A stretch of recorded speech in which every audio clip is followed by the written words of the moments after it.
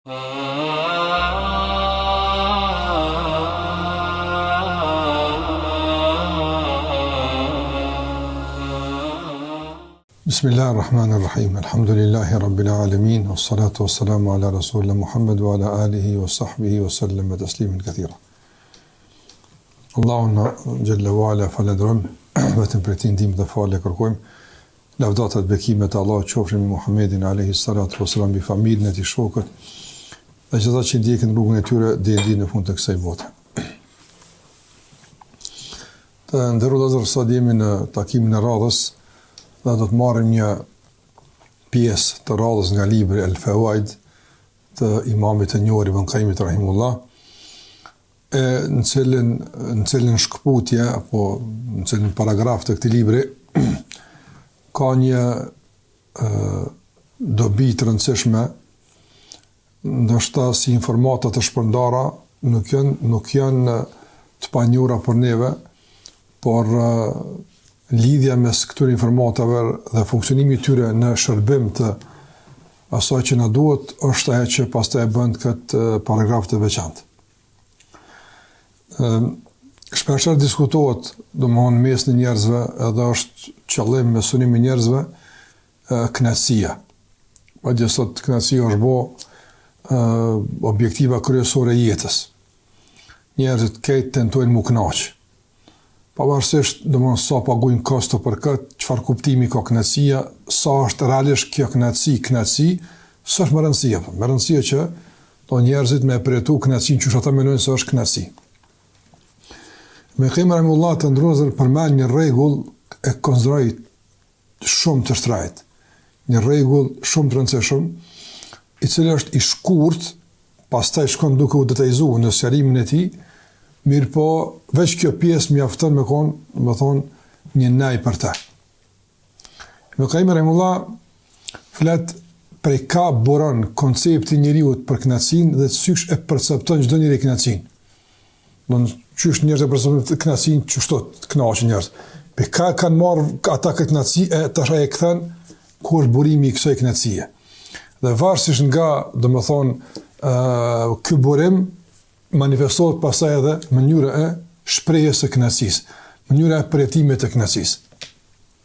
Ibn Qayyim rahimahullah thotë, kënaqësia e çdo njeriu varet tash i përmend domethënë tri elemente kryesore. Pe çka varet kënaqësia e njerit dhe ku buron kënaqësia e njerit. Thotë Ibn Qayyim rahimahullah se kjo varet, domethënë tani i përmend tri elemente. Elementi i parë thotë është ala hasabi qadrihi. Varësisht, domethënë nga vlerësimi që ja bën vetvetes, thotë.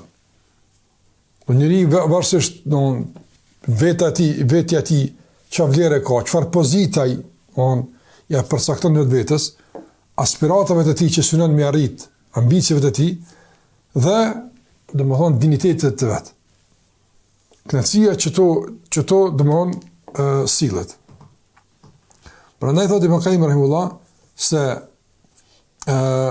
njerëzit më të ndershëm këtë dunjë dhe njerëzit më të ngritur këtë dunjë dhe ata që e kanë vlerësuar vetën e tyre mas shumëti, jo në kuptim të e përsis në bitjet me ndimësis, po vlerësim që i ka dhonë vetës një çmim, deri në çfarë niveli lejon me ra se dhe i ku do të më ngritë. Çdo kush e ka një karakter të vetin, apo dikush lejon me ra dhe në banalitet, dikush nuk bjen në atë nivel. Ibn Qayyim rahimahullah tregon tash çysh manifestohet, domthonë realisht diniteti i njerit, karakteri i tij, vlerësimi i vetes së tij, aspiratat e tij, që këto pastaj e përbëjnë në kënaqësinë e tij.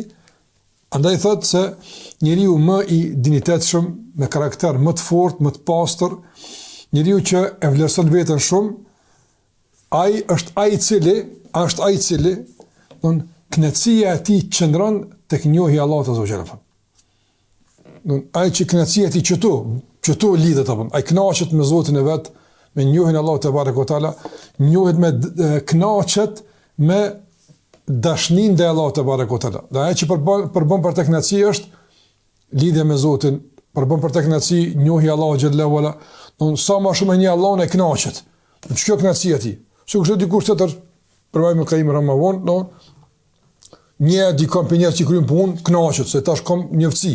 Ai knaqët me njerë, knaqët me këta. Dhe thot, gjithashtu, aja që e bën më knaqë është përpjekja e tij e vazhdueshme që të bëhet rob i dashur i Allahut të Azhjel. Aja që ka e knaqë këtë dunja është përpjekja e vazhdueshme që të bëhet tek Allahu i dashur. Ç'kjo përpjekje, ç'kjo lodhje, ç'ky mund për të është kënaqësi. Andaj thot, kënaqësia e tij realisht qëndron në kthimin ka Allahu dhe në lidhjen me Allahun xhallahu ala dhe këtë aspiratet e tij janë të orientuara në këtë drejtim. Thot vodun e dhalike maratib, e nën këtë ka pastaj thot drejgje, nivel të kënaqësisë që njerëzit e perceptojnë, thot që s'mund t'i numëron askush pas Allahut, nuk i din. So ka njerëz, a e përmend më të lartën edhe e përmend më të poshtën. Mes lartës dhe të poshtës tani ka qefe, kënaqësi, mënyra e caktuar që njerëzit e vlerësojnë vetveten dhe me bazën e vlerësimit të vetes realisht e përjetojnë edhe kënaqësinë. Thot derisa thot arrin të zbret ky nivel, se ky nivel që për më i lartë. Tash ky nivel fillon me zbrit derisa thot realisht njeriu kënaqet me gjëra të ndyta, kënaqet me gjëra të ulta, me gjëra banale. Qoftë në këto fjalë, për shembull, e kënaqen fyrjet, e kënaqen sharjet, e kënaqen ofendimet, e kënaqen për shembull veprat e këqija, e kënaqen aspiratet e ulta, dunjos, materialiste e kështu me radhë. Thot dhe këtij grupi i dytë, i më Kaim Ramavon thot, këtij grupi i dytë, ta qenë poshtë, apo thot me u prezantu mundësinë më u kënaq si grupi i parë e kanë dënim. E kontrolloj si gazep, që është po mund në zlati këto. Në shaq ka dallime. Ky grupi që është këtë nivel poshtë, nëse i thuhet kënaqësia është në çet nivel tani është duke kënaq, ai këtë nuk është si kënaqësi. Po çka është? Është si mundim, është si ngarkesë, është si lodhje. Sigur që njëjtë sot i Kaim Ramavon të parëve me u ofru kënaqësinë të fundme gazepor, ndaç me dënu që është të bën ato. Shikoj sa mund njerëz me dallu të vëzhgë. Do më thonë, një musliman, devotshëm, i përkushtuar në adhurim, i kthim ka Allahu te barekotala, me qunë në vene të haramit, të ulta, të pamoralshme, për ta është doon dënim. Të s'ka kënaqësi për to.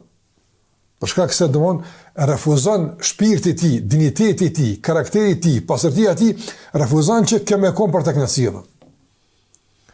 Çfarë të tjetër e thon? Me pru për shkakun ndonjë nivel që me folë për Allahun të barekotala ose për ta është gazep.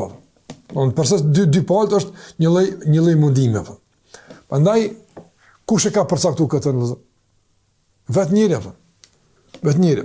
Për ka njerëz që çmimi i vetvetes së tij nuk e tekalon një epsh të shfrytzuar.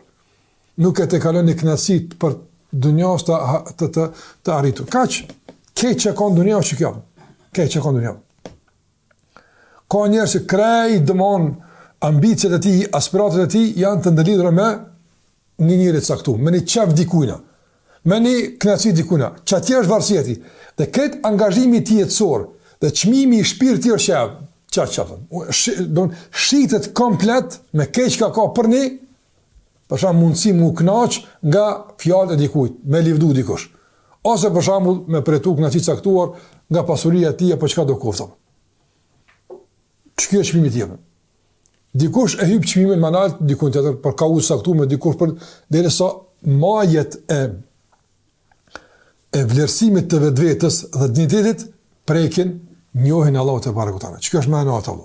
Ç'kjo është më e lartë? Ç'kjo është sa përket burimit, ku buron arsyeshmëria e kërkimit të kënaqësisë. Dikush arsyeshmëria e tij për me kërku kënaqësinë e caktuar e ka lidh me njohin Allahu xhallahu. Për shembull, për të është arsyeshëm mu kënaq të u fal. Arsyeshëm është. Për dikën është shumë pa arsyeshëm mu kënaq të u fal. Për dikën është shumë arsyeshëm mu kënaq të pi. Ç'është kënaqë dia, ç'është donjë të u fal. Apo tani, për shkak se kjo arsyeshmëri e kënaqësisë nuk është e rastësishme. Po buron nga, i bënkajmë thot buron nga vlerësimi i vetvetes. Për dikon për shembull, krejt jeta e tij vlen sa një gotë alkooli. Çaq. Edhe çka është e arsyeshme njëri me krejt parat me onç aty. Për to është arsyeshme. Për dikon është arsyeshme për shembull shkuën për udhëkshia për arsyeshme. Dikush e ka të arsyeshme me punë për shembull tan jetën për shembull me mujt me ndihmu rrugt të Allahut, me shkuën haxh, me shkuën umre. Dallimet më mes njerëzve sa mes qive edhe tokës. Andaj të ndërozë, këtë që ka pranë më kemër valla, nuk është mendim i tij. Kjo është domosdoshmë me 10 argumente që Allahu ka përmendur në Kur'an. Andaj na fillimisht duhet të marrë si rregull. Çka është ajo që realisht për ty përbën kënaqësi? Me çka ti e arsyeton veprimin e caktuar për ti ofru vetes një kënaqësi? Në bazë të rezultatit e kupton edhe çmimin e vetvetes, kush jetë realisht apo. Në ky rregull është rregull interesant i jetës apo. Është rregull interesant i jetës. Për shkak se të ndrozën ka herë besimtari, domethënë largohet nga keqja. Largohet nga keqja. Dhe është i përkushtuar në rrugt të Allahut xhallahu ala, është vërtet. Mirë po në raport me disa të këqija, apo nuk i preton si dënim. Jo. Po mos me qenë frika ndaj Allahut xhallahu ala, kish më kënaq me to. Kish më kënaq me to. Mirë po jo se haram është apo. Ma e qasja ti kërshi çështjeve të ulta, nuk është qasje e domthon një lloj distance, një lloj domthon shmon gërdije, falni shprehjen. Jo për shkak. Po është rezistencë. I reziston për shkak nuk mund të shkuaj. Do pjesë nesër të mbesin që ashtu normal, kjo pjesë e betesë është. Mirë po në esencë, në përgjithësi, domthon çka është ajo që realisht për ty përbën kënaqësi? Cila është ajo arritje e dunjas e caktuar sa e gjallë që realisht për ty arsyetohet si domthon mundësi me pretu kënd shumë çdo që ka arritur. Çka është ajo? Andaj të domosdoshmë të parët që lexon për ta ose dëgjon për ta, e sheh për shembull se kënaqësia e madhe për ta ka qenë, për shembull, me kuptuar një ajet, një tefsir, për to kon mjedon çka do pi dunjos se kënaqesh më shumë se çka çapo. Për shembull, ka pas për që kënaqësia ti më e madhe ka qenë më shumë me marrë një hadith me përcjellën. Sa kanë njap dietar mund dhe kënaqësi kanë pas në rrugtimin e kërkimit të hadithit që më kanë pjesë e zinxhirit të transmetimit apo. Që sot ti kur e sheh, për shembull, për çka ta e mundu, shpesh ndoshta për e nuk përbën kënaqësi, po për ta ka qenë në aspekt në është mundim, vuajtje, por në esencë për ta ka përbën kënaqësi. Pra më sheh që shka thonë Imam Buhari rahimullah, thot unë i një transmetuesit e hadithit më mirë se kushërit e mi aftën. Kushërit e mi po kja di veç emnin, po as nuk di kur ka lind, nuk di ku punon, s'di për ta shumë sa nuk i di. Për transmetues hadithit këtë i di aftën. Sahi ku ka mësu, shuju këtë ti, apo dallimet mes transmetuesve apo. Andaj sikur ti kush kënaqet me kushëritëve të kurrin, ky kënaqet duke qenë me transmetues të hadithit, nga se këta në vargu i mbrojtës së fesë Allah te barekutaala. Andaj ku e ki kënaqësin? Në shoqëri kujt ti jesh i kënaqur apo? Ose sikur se për shembull i ka thonë Ibn Mubarakut rahimullah se nuk jetu net me neve shumë, si duket ke gjetë shoqëni më të mirë ose shumë rradh, po ka unë, kom gjetë më të mirë se jo, edhe me ta përrisë u kënaq apo. Tash korrekta në me të brenë, që kur shien ata, ku janë ata, ju ka thonë ata janë shokët e pejgamberit, po lezoj për ta, po shoqërohet me ta, po kënaqem apo. Po shoqëri, atë shoqëria të bën kënaqësi, atë kënaq për shembull kur lezon për Enes ibn Malik, ata kompenzon një ditë me dorë me net medikan, për shembull. Pra me lezu për Abu Bekrin radhiyallahu ta kompenzon për shembull shoqërinë e kush dikujt edhe çavet mi merr kuptim. Ku është burimi, çka është apo? Ose për shembull njëri vetëm dikun edhe lezon për emrin Allahut, kush e mirë thon, At-Tawwab Ar-Rahim apo edhe veç pse ta kap mundsi me njoft Allah me një emër më tepër, një shkallë më lart, për ty përbën kënaqësi më të madhe se ndoshta me njoft një që të ngrit një pozitë më lart në dunjë. Cila është ajo që të përbën kënaqësi? I më kajmë rëmë dhe thotë, sa kushton vetja jote për qaq ki mushit në kënaqësi. Mushit në kuptim, më dhonë për kënaqësinë e caktuar me e kërkuar. Për të arsye edhe, të ndërrozër, kam përmendur ata pe të parë tonë, sikurse me ditë, mbretnit e mirat e caktuar kështu më radh, çish po kënaqemi ne, kishin të tentuar me na rrëmby me shpata. Mirë, po kur e po me çka po kënaqet ai, s'është ajo me standardin e kënaqësi është e umerat të halifet apo. Ndoshta edhe halifet, pse si u kanë rrëmby me shpata? Pse s'ka përbër për ta kënaqësia ai çka po për ta. Në aspektin e jashtëm. Ai s'ka fol me ditë që kena gjetë na kënaqësin. Jo, sa ata e kanë ditë ç'a bojnë këta. Mirë, po me pa ditë ata që na e pretojmë kënaqësinë me çto. E ata sa e pretojnë me ato të tjerën, kishin me lënë ato me mort neve, po kjo është udhëzimi i Allahut te barekuta që nuk jap gjithë kujt apo. Rrezik Allah xhallahu ala. Andaj thotë Ibn Qayyim rahimullah për tash me rikthy në një nivel tjetër këtë çështje që mos keq kuptohet se ka të bëjë për shembull vetëm me çështë e ahiretit edhe braktisë së dunjos, jo. Nga se nefsi kërkon kënaqësi dunjos. Nefsi i kërkon këto, është normal. E tash qysh me boqë edhe këtu me kum pjesë kësaj kënaqësie. Do mas pari kallzon arsyeshmërinë e kërkimit të kënaqësisë. Ku buron dhe qysh konceptohet kënaqësia reale dhe ku është kulmi i saj. E para. E dyta, tash fillon me i inkuadru të gjithë përbërës e kënaqësisë, çfarë do kofshin ata, duke i funksionuar të gjithë në shërbim të kënaqësisë madhore që është në ahiret. Thotë Ibn Qayyim rahimullah, dhe njeriu më i kompletuar në rrafshën e kënaqësisë dhe pritimit të këndshëm të kësaj jete është ai i cili ka bashkuar mes kënaqësisë së zemrës, shpirtit dhe trupit. Do të se për ashtu trupin, edhe trupi ka më kënaq.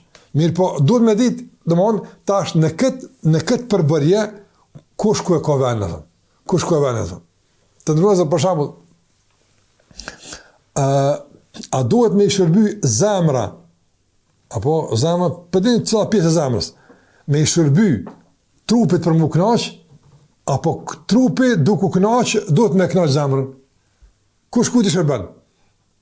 A zemra duke u kënaq i shërben trupit apo trupi duke u kënaq i shërben zemrës, apo. Që të tash i përkajmë, rahimullah fillon me e detajzu këtë çështën e kënaqësisë. Andaj thotë,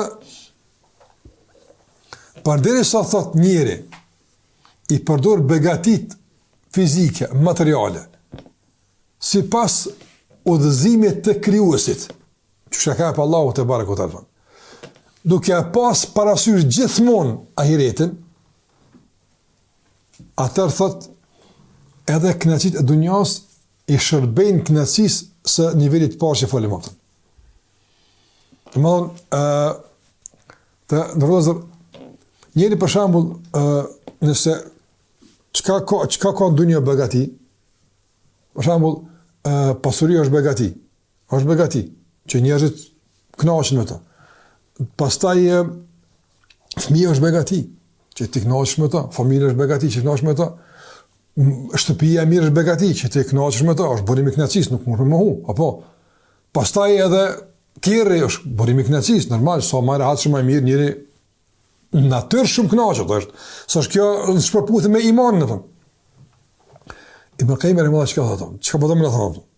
Po do të thonë që këto kënaqësi që kënaqin trupin, apo nuk duhet me hik dorë për tyne domosdoshmërisht për me kënaqë zemrën. Jo, apo. Jo, mirë po duhet këto që domthon i ke realisht me i përdor në atë që kënaqësi, në atë që domthon e ushqen zemrën me kënaqësi reale. Çish ndodh kjo? Për shembull nëse njëri sa herë të përdor një begati,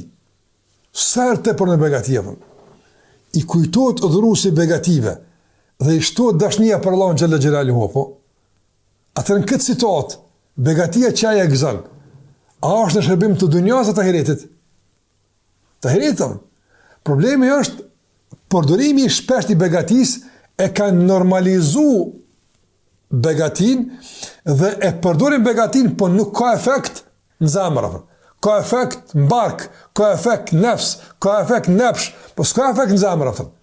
E me kemër e më dhe thot, hapja derën begatis, që duke kënash nefsin, duke kënash epshin, kënaq edhe zemrën. Nga se, domthon, kënaqësia e dunjas e mundësën këtë.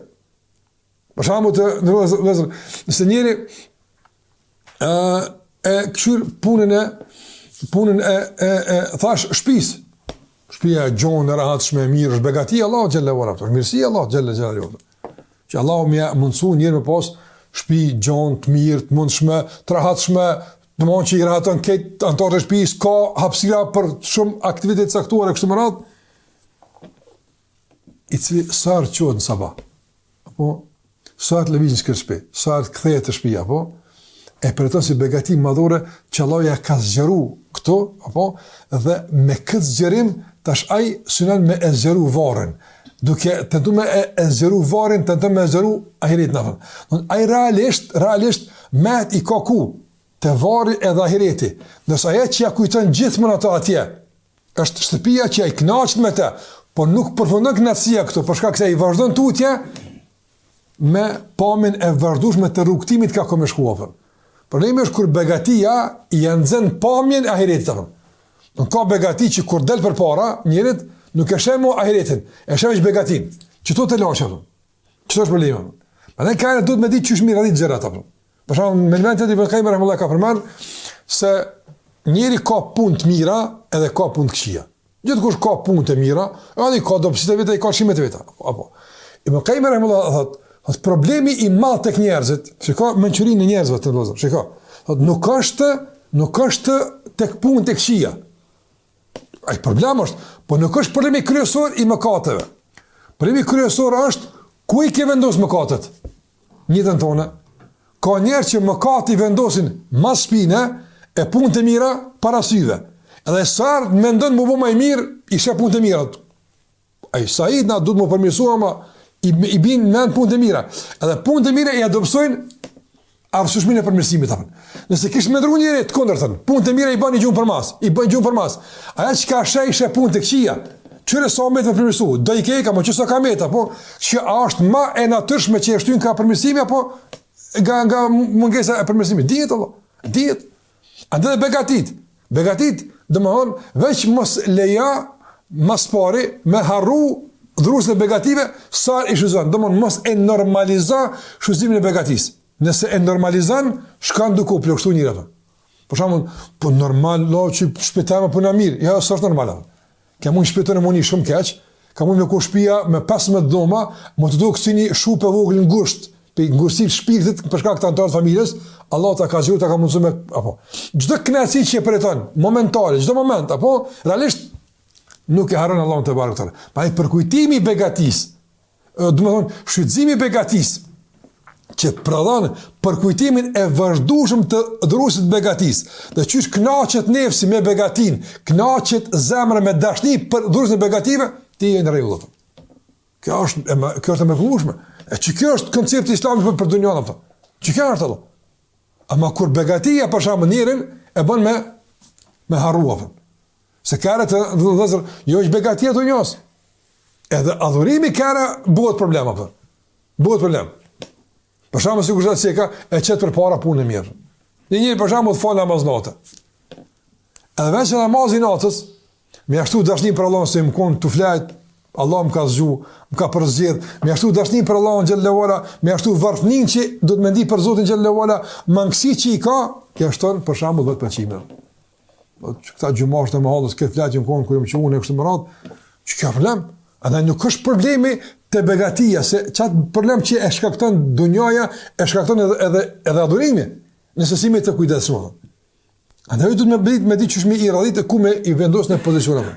Prandaj për shembull, njëri brenda begatis ka erë njëti vetëm, i pa përmbush me begati. Pse? Për shkak se nuk sheh për te begatis. Shikoj për shembull të vëllezër, nëse çfarë do begati e marrim atë. Njëri mendo momente ditën me mendu për topën. A din sa procesi është zhvillu, apo që kjo begati më orë të japë. A sa procesi është zhvillu. A shika përveç një gotë ujë kur e penaftë. Sa procesi është zhvillu. Mas pari Allahu xhallahu xhalu, apo i ka thonë melekut të furnizimit, që këtë gotë ka me pifiloni. Meleku frymëzimit i ka thonë meleku të reve, kurse shoj shiun kime shku që të mëra. A i shi që ka rado, kur të menejsh shfa procesi i komplikum për një bardakuj, që të regon komplet kujdes në Allahut për ty, kjo pastaj të ashton, të jam freski, e shun etjen, po ma shumë se ka që ashton kanë dashnin për Allah xhallahu ala. Fatkeqësia është njerëz pin ujë edhe fare si shkon menja për këtë proces. Fare si shkon menja do të çka i zgjohet që gotë ujë më smarte unë apo. E që tu tani është dallim mes atij që begatia dhe kënaqësia e tij është të njohja dhe begatia tjetër kusht ku të shfrytëzimi i begatisë që nuk të kalon pragun e shfrytëzimit tonë. Andaj Ibn Qayyim rahimahullah thot në vazhdim thot Allahu xhallahu ala thot në sura Araf kul man harrama zinata Allah allati akhraja li ibadi wat tayyibati min ar-rizq. Thuaj kush ai që ka drejt me u ndalu robëve stolit që Allahu xhallahu ala i ka nxjerr për robët e tij dhe mirësitë e shumta të furnizimit. Kështu që Allah ka thënë stoli, furnizim këtu këtë dunjosën. Kul hiya lil ladina amanu fil hayati dunya. Thuaj këtu u takojnë atyre që kanë besuar në këtë dunjë, u takojnë atyre. Po të tjerët e hajnë krah tyne. Në begatit e dunjos i shfrytëzojnë të tjerët për shkak të besimtarëve, me ajet kuranor.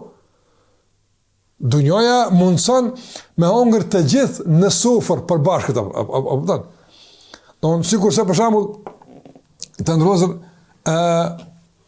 ka përgatit dikush diçka mirë ushqim, se po vjen një musafir i veçantë. Edhe do të tjerë ulen në sofër për shkak të musafirit, se mos e shkon musafiri që të bukë se kisha hongër dikur, kisha hongër çka më thjesht. Dhe Allah po të me të regu se në sofrën e dunjas me shumë begati, hani dhe të tjerët, se dunja është kjo, ama duni me ditë se sofra është shtu realisht për ata që kanë besu.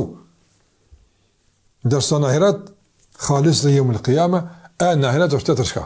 Tjetër sistem, atje u takun vetëm besimtarve, veçan të aportojnë begatit.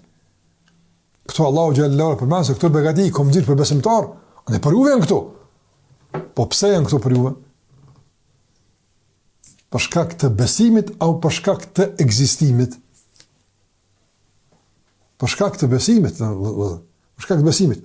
Andaj çdo begati e cila e mirëmban besimin dhe e kultivon besimin, arsyetohet shfrytëzimi i saj dhe është dobin tonë. Çfarë rregull? Se Allah po në Kur'an. Çdo begati e cila e arsyeton ekzistimin, e minimizon besimin, apo komplet e përshton besimin, realisht është e keq përdorme. Pastaj është hise e kafshëve. Për shkak se njëri duhet me hongër në emër të besimit, ndërsa kafsha ha në emër të ekzistimit. Sa asaj Allah se ka mundësi me hongër në emër të besimit. Në këtë begatit e dunjas, që realisht janë në shërbim të imanit, besimit, apo në kur të hanë bukë, nuk ngopësh vetë në kuptimin organik të barkut, por ngopësh mas parë në kuptimin e madhështisë Allah xhallahu ala. Falënderimin e Allah te bartala, on te realisht je në binart e dur të pretimit të kënaqësisë që duhet me e mirëmbajt këtë me njohje të vazhdueshme të Allahut azza wa jall dhe shikim në ahiret gjithmonë. Shikim në ahiret gjithmonë. Për arsye të ndërozur gjengat para tonë që çdo kënaqësi në dunjë e kanë lidh me ahiretin. Për shembull, Abdurrahman ibn Auf radhiyallahu ta'ala anhu kur ka pyet ftoft në shkëtin çka ka thonë? Kur u i ftoft për në shkëtin zot vapa e madhe, çfarë kënaqësi është? Ka thonë o Zot, mos na le të etur a ditë kur kanë më etë shumë për robët tuaj. Merë ka kujtu ditën e gjykimit. Abu Bakri ka hungur, e ka thonë wala tusaluna yawma idhin an-naim. Bukën e hëngrëm me të llogaria. Çai them Zotit për kafshatën që kanë hungur, çka kanë humbur ata. Që e lidh me ahiretin. Ai çka funksionim i besimtarit në raport me përdorime negative, më që është një edukat e rëndësishme që duhet ta përvetësojmë, është esenciale në ndërtimin e dunjas dhe ruajtjen e ahiretit. E jo që dikush në emër të ndërtimit të ahiretit e rënon dunjan gabim, po dikush duke ndërtu dunjan e rënon ahiretin, edhe kjo është gabim. Për shembull të ndërvozur edhe në udhimet, për shembull për pushime që mund dalin familjarë tash me shkuar, për shembull. Nga pika e daljes deri te pika e kthimit apo. a është shtu dashnia për Allahun azza xal, ti si kryefamiljar a ke pas agjend që në këtu them ti u bësh familjar me Allahun më dashur. Në emrin të Allahut, më të njohur me pejgamberin, më pasues në pejgamberin, që kur kthehemi nga pushimi, edhe kena pushu, edhe kena shëtit, këti kena bu, ama kemi ardhur me njohuri më të shtuara, me besim më të shtuar, me zemër më të pasur raport me Allahun xhallahu ala, pastaj edhe me përvojat mira që i ka përtu trupi, më i pushueshëm për të vazhduar tutje rrugtimin.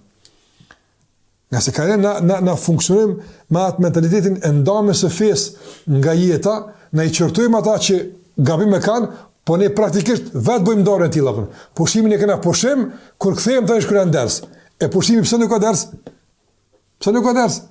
Pse nuk ka ditë ders? Pse mal nuk ka ders? Atë ka ders më të madh se kur kthehesh në Prishtinë, domethënë. Kushtimisht apo. E po këtë ka të ndamë tash. Tash mos të bëmi tepër me derse, edhe se edhe në shtëpi ders, edhe këtu ders, pushim bële mos ngani der. Jo. E tepër të sekondar ta. Që të jenë koncepte të përmbysura që realisht po na edhe pengojnë me i pretu edhe, po të më kushtimisht edhe knatësi si duhet, po me qenë në favor të ahiretit. Prandaj thot Ibn Qayyim rahimullah, edhe këta janë kënaqur me begati, edhe këta janë kënaqur me begati. Po, ti kënaqesh me shtëpi, edhe kënaqesh me shtëpi, nuk është që kënaqet. Sa nuk themi që veç muslimani kënaqet, ja, ai kënaqet. Kënaqësia e tij nuk e te kalon aspektin fizik normal, po edhe është kënaqësia. Ku është dallimi, thotë Ibn Qayyim? Dallimi është domthon te arsyeshmëria e kënaqësisë. Apo kuptoni domthon?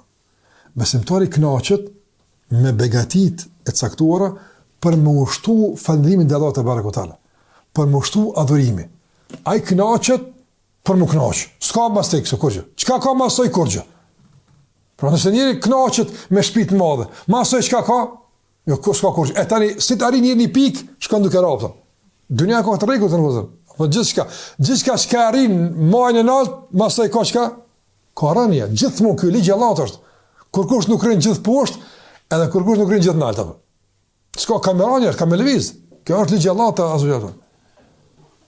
Prandaj çu ka thonë ai poeti i Andalusit, kur ka ra Andalusi,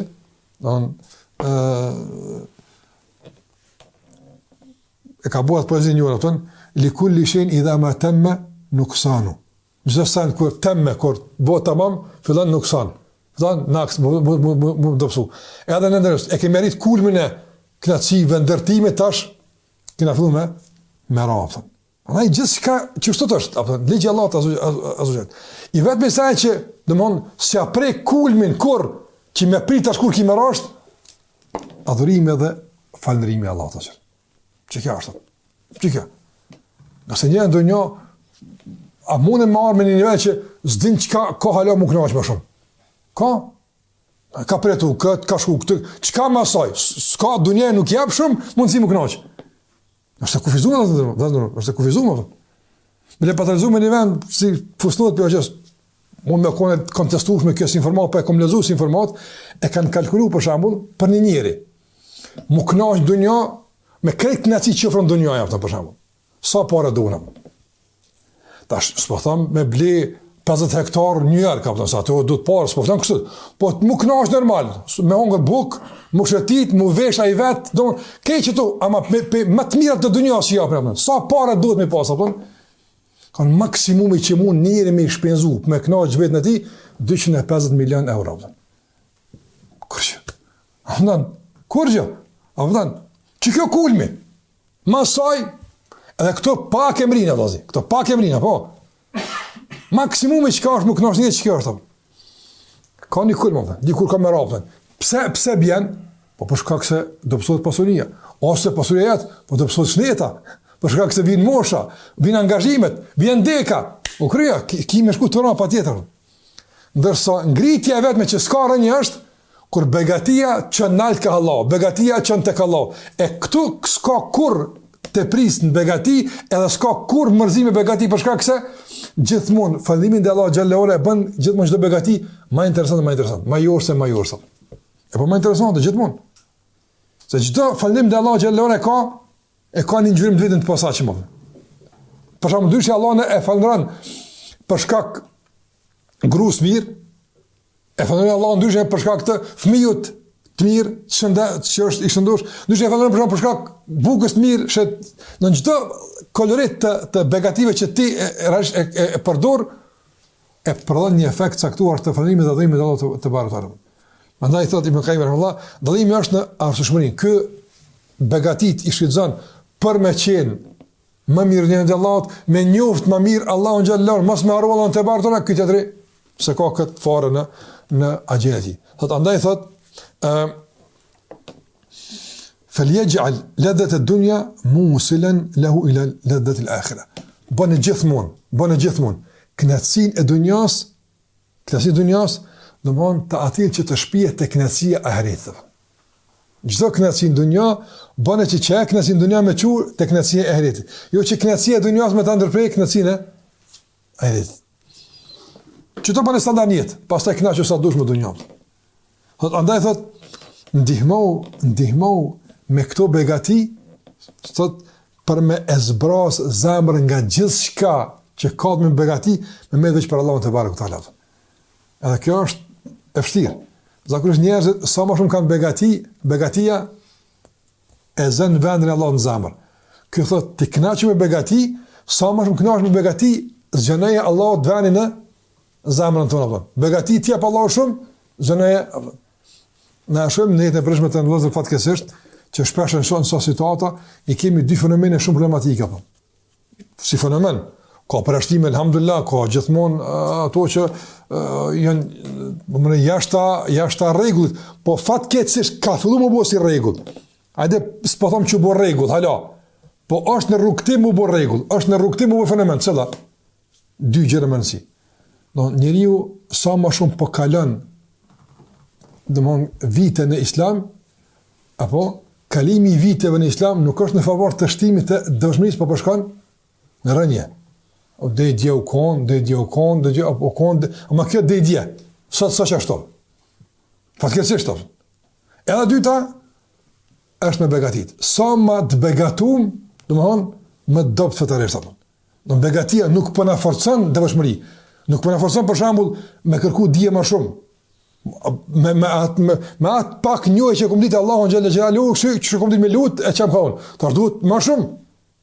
Jo, sa më shumë po kemi, qoftë për shembull nivele të shkollimit, të pasurisë, tregtisë, rresh po përkthehet me pavarësim nga njohuritë fetare apo. Fatkeqësisht ose për shembull edhe tek puna e dhënjes. Ka vëllezër që alhamdulillah xhamatli që ju ka pa Allahu pasuria. Mirë po, a përkthehet gjithmonë, ka përjashtime, gjithmonë, alhamdulillah. Po flas për këtë neve së musliman. A përkthehet shtimi i pasurisë me shtimin e dhënjes, në përputhje me shtimin e marrjes? Jo gjithmonë. Apo jo gjithmonë.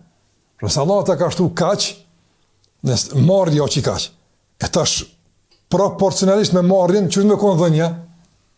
Më kon shtuar. Jo, ajo shkon duke u dobësu. Me arsutimet e tij pastaj për ku e dyne ato tjera që i ka të investimeve, borxheve, ku di çfarë, s'po du me keq kuptu kërkon, po du me thonë që duhet me pas një llogaridhënie njeriu vetën me Allahun te bareke ve taala.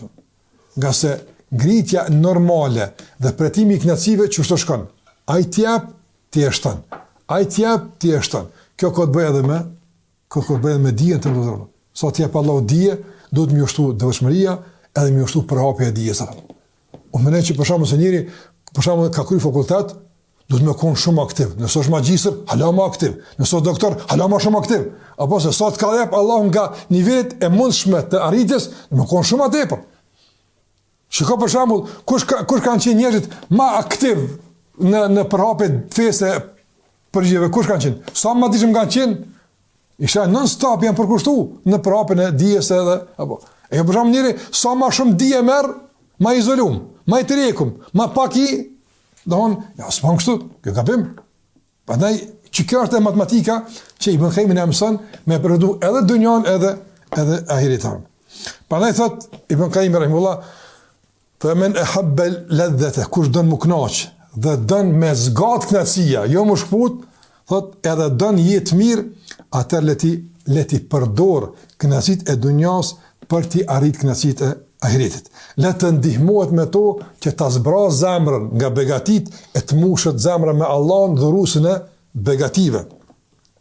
Që këto me ndiku ma tepër në zbatimin e kërkesave të Allahut e jo mi adopsu zbatimin e kërkesave të Allahut xhalla xhalu, që të shtohet adhurimi e jo të dobësohet adhurimi. Dhe një sen të thotë të zbikojmë me rëndësi, thotë edhe, do të thonë, le të ndihmohet me to në atë që Allahu ka kërku. Jo thjesht të jenë përmbushje e epshit edhe kënaqësive. Don begatia që ti e merr jo thjesht përmbushje, që njëri ka nevojë, po për te përmbushjes, me u ndihmu me këtë begati në atë që Allahu xhallahu është i kënaqur, me fuqizu gatishmërinë e nëshrimin dhe Allahu te bareke o taala. Edhe një problem këtu që muna me bosi, po të më fusnotë, dhe vëzër, tek begatit, dhe më thonë, një dëshmi që shpërfaq një problem.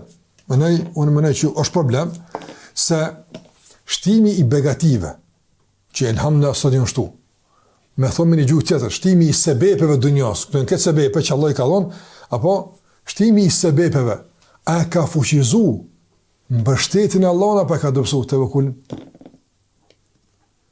Ka dobësu, se njerëzit në gjithë situatë, apo mas pari menojnë, i kam qëka shpare, elhamdulillah, unë e kry punën. I kam qëka që njerë, apo, e mramta që menën, mas sebepeve është të vëkullin. A është kjo edhe dur? Nëse djetarët në kanë thonë, në kanë mësu. Në ndush më bështetë në Allahun fuqishëm, me që një binus nuk ndodh asgjë pa lejen e tij, se kuri duket sigurt me tokë, sikurse kur i ka për një kashte midis detave. Njëjtë. Pse andron diçka? Andron diçka në raport me Allahun xhallahu ala. Për shembull, a mund të thonë që me dyt Allahu më shumë kur i ndeti se me dyt Allahu më shumë kur i në tokë? A është njëjtë është, njëjtë është. Na gjithmonë me Allahun njëjtë kemi. A të ushtu pasuria, a të paksu pasuria, a të ushtu fuqia, të dobësu fuqia, sa më rëndësikja, kjo ka të bëjë me ty. Po në raport me Allahun xhallahu ala andron diçka? Për sa më të pasën që jemi, ma pak kena me bëjë do. Ata që kanë ma pak, bëjë ma shumë do. A është kjo normal? Ja, së është normal. Po a që është realiteti?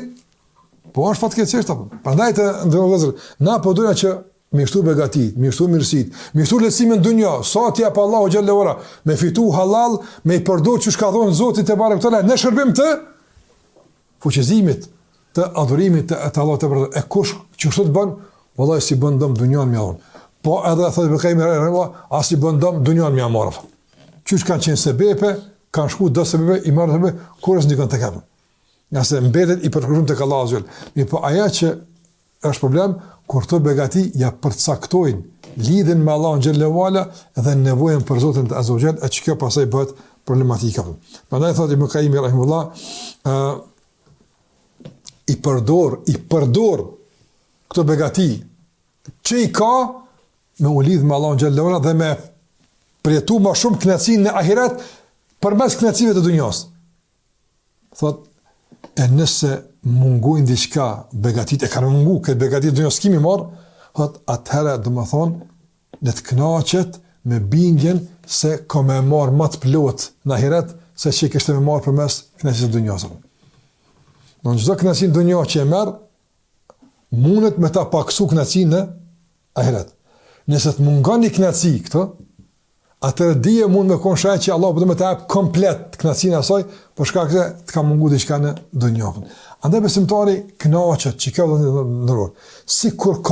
Sikur nuk ka kënaqet, për shkak se arsyeshmërinë e kënaqësisë nuk ja përcakton dunjoja, por ja përcakton lidhje me Allahun te barekuta ala. Andaj me Allahun lidhet edhe kur ka, edhe lidhet me Allahun edhe kur s'ka. Ai lidhet me Allahun xhallahu ala kur i ka punë mirë, edhe kur ka punë vështirë. Veç kur i ka punë mirë, me Allahun lidhet përmes shukrit, falëndimin te Allahu te barekuta. Kur s'ka, lidhet me Allahun xhallahu ala përmes sabrit, durimit. Andaj me cilën rrugë shkon tek Allahu xhallahu ala, ai është fitimtar apo? Ai su pas njerëve. I pa ai që këto begati dhe mungesat begatis nuk i shndron në rrugë ka Allahu xhallahu ala, qoftë me shukr apo me sabër, atëherë kjo është ai që dunjoja përcakton kënaqësinë e disponimin sikurse për shumë njerëz apo. Prandaj dunjoja kursun e kënosh njerin, as kursun e përmbush njerin, për shkak se ka qëtë kapacitet. Mund të jetë një kënaqësi sipërfaqësore, një kënaqësi e përkohshme, por jo reale dhe jo që e përmbush njeriu. Prandaj thot Ibn Qayyim rahimahullah, thot fatayibatu dunya wa ladhatuha, thot mbajnë më mirë se kënaqësitë e dunjas dhe mirësitë e dunjas, sa ndihmues i mirë janë për robën i cili e kërkon Allahun xhallahu ala dhe e kërkon botën tjetër.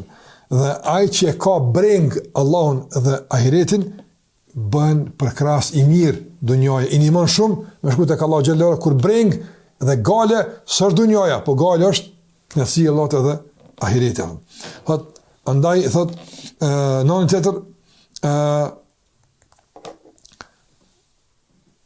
sa domthon qëndrim i gabuar i keq është i atij i cili domthon e bën kënaqësinë e dunjas komplet epicentër të ambicieve të tij dhe aspiratave të tij. Keq ka lidhet është çto. S'ka diçka që e te kalon, andaj sa humbje të madhe ka pretu ky njeri dhe sa shumë ka kalshu nga mundësitë me fitu tek Allahu te bareke ve taala. Andaj thot për men akhadha manafi ad-dunya, kush i përdor dobit e dunjas në mënyrën që nuk ja pengojnë as nuk i bëjnë problem në begatit e ahiretit, thot ai ka fitu të dyat. Ai ka fitu të dyat, e ka fitu edhe dunjan edhe ahiretin. Ai cili i bën dobit e dunjas dhe begatit e dunjas, i bën pengesë për ahiret. Në çfarë mënyrë pengesë? Thot i ka humbë të dyat. As e ka fitu dunjan, e as e ka fitu ahiretin. Prandaj na duhet që të ndërozur me i përdor begatit e Allahut, mirësitë e Allahut, që Allahu na ka dhënë.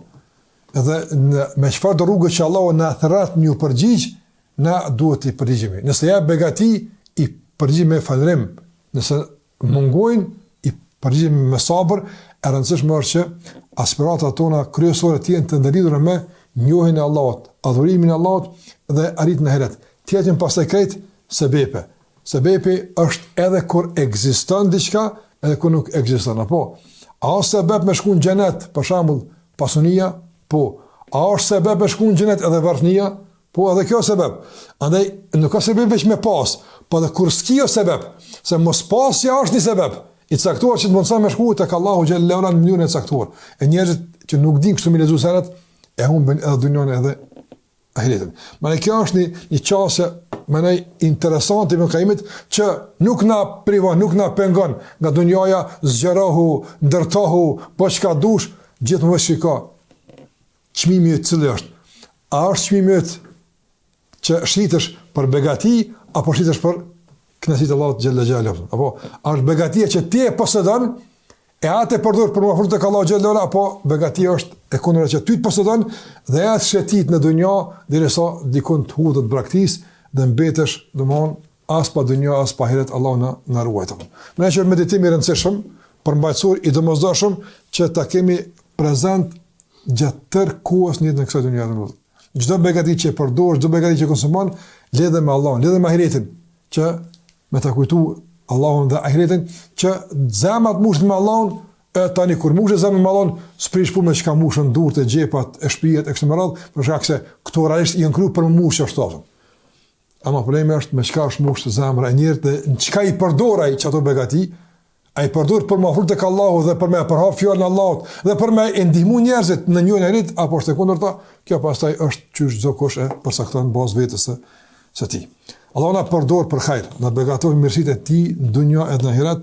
Allahu mos na prejoj kur nga rahmeti i tij, nga falja e tij, na mundsoj çdo begati që gëzojmë në dunjë të jetë afrim me Allahun te bareku teala, por edhe atë që mungon të shpresë për ta marrë të plot tek Allahu ditën e gjykimit. Andaj besimtari nuk hub kur, çka thon pejgamberi, gjithmonë fiton. Fiton edhe me falëndrim, po fiton edhe me sabër. S'është më rëndësi me çfarë fiton, më rëndësi është me fitu. Çka është e rëndësishme? E kjo është një hartë e rëndësishme e rrugtimit drejt fitimit në çdo situatë.